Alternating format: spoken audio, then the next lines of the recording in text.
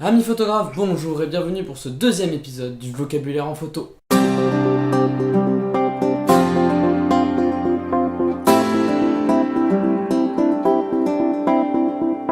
Dans cet épisode du vocabulaire en photo, nous allons étudier 4 mots au lieu de 3. Le bokeh, le piqué et surexposé, sous-exposé. Pour être très simple, le bokeh c'est quoi? Pour être très simple, le bokeh c'est le flou d'arrière-plan. On peut avoir du flou d'arrière-plan de deux manières différentes. Premièrement, on peut avoir du flou d'arrière-plan avec votre objectif directement en ouvrant le diaphragme. Plus votre chiffre F se rapproche de 0, plus vous aurez un flou d'arrière-plan prononcé et qui détachera beaucoup plus votre sujet. Sinon, l'autre manière, c'est de zoomer. Le fait de zoomer va créer beaucoup de flou d'arrière-plan. Le bokeh, on peut s'en servir de façon très créative. Là, c'est à vous de choisir parce que moi, je ne peux pas le créer à votre place. Moi, en tout cas, le bokeh, j'utilise très peu. C'est quelque chose qui ne m'intéresse pas forcément. Vraiment pas, en fait. J'utilise ça vraiment quand je suis vraiment en shooting portrait très concret, très rentre dedans, c'est parti. Clairement, c'est là où j'utilise le plus le bokeh, mais sinon, j'essaie d'avoir une profondeur de champ assez large, quitte à rééditer derrière. Ensuite, on va parler du piqué. Le piqué, ça vient de l'objectif. Donc le piqué d'un objectif, c'est la précision optique. Alors, je sais que j'en ai déjà perdu. C'est-à-dire que, imaginons avec un objectif de basse qualité, vous allez avoir un doigt comme ça, qui est à peu près net. Et ben l'autre, il sera quand même beaucoup plus net, avec beaucoup plus de détails. En anglais, il dit sharp, ça veut dire très affûté. C'est vraiment des trucs à couper au couteau.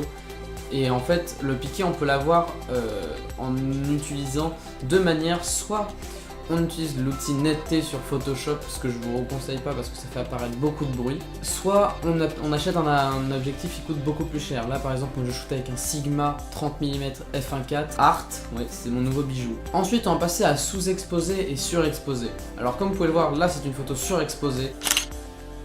Quand on dit surexposé, c'est que les blancs en fait sont dits cramés en fait, c'est qu'on a perdu l'information des pixels là-dessus parce que les pixels ont reçu trop de lumière dans un seul et même point. On peut s'en servir à des fins assez impressionnantes pour faire par exemple de la double exposition, même en vidéo. Moi je sais que je l'avais utilisé pour une vidéo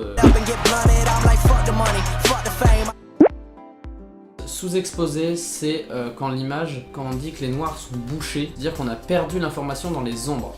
Dans les coins plus sombres de la photo, on a perdu l'information du pixel. C'est comme pour le ciel, mais en fait ensemble.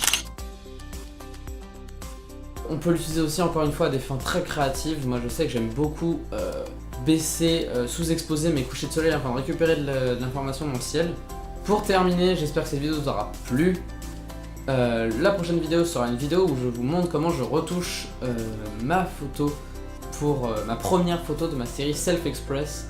Qui est une série qui parle de la liberté d'expression, qui me tient à cœur, pour ceux qui s'interrogent, qui me tient vraiment à cœur. Sur ce, je vous dis sortez, faites de bonnes photos et au revoir.